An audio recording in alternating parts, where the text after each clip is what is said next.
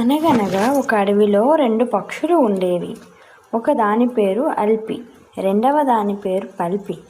ఈ రెండు పక్షులు ఎప్పుడూ తినే తిండి దగ్గర గొడవ పడుతూనే ఉండేవి. అది నేను తింటా నాకివ్వు,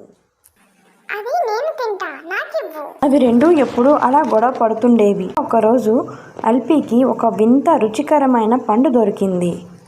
అల్పి: అబ్బా, ఈ పండు ఎంత బాగుందో, చాలా వింతగా ఉంది, దీన్ని రుచి చూద్దాం. ఇలా అనుకునేలోపు పల్పి అక్కడికి వచ్చింది.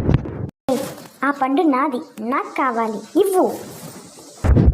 లేదు, ఇది నాది, నేనివ్వను.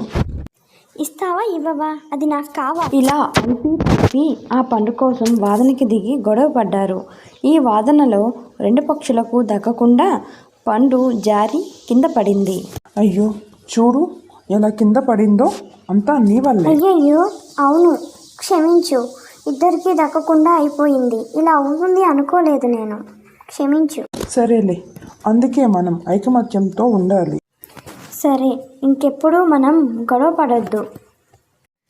ఇప్పుడు వాటికి ఐకమత్యంలో ఉండే బలం తెలుసుకున్నాయి. ఐకమత్యం లేకపోవడం వల్ల అవి వాటి ఆహారాన్ని కోల్పోయాయి. అందుకే ఎప్పుడూ అందరూ ఐకమత్యం మరియు సహకారం కలిగి ఉండాలి అని ఈ కథ ద్వారా మనకు తెలుస్తుంది.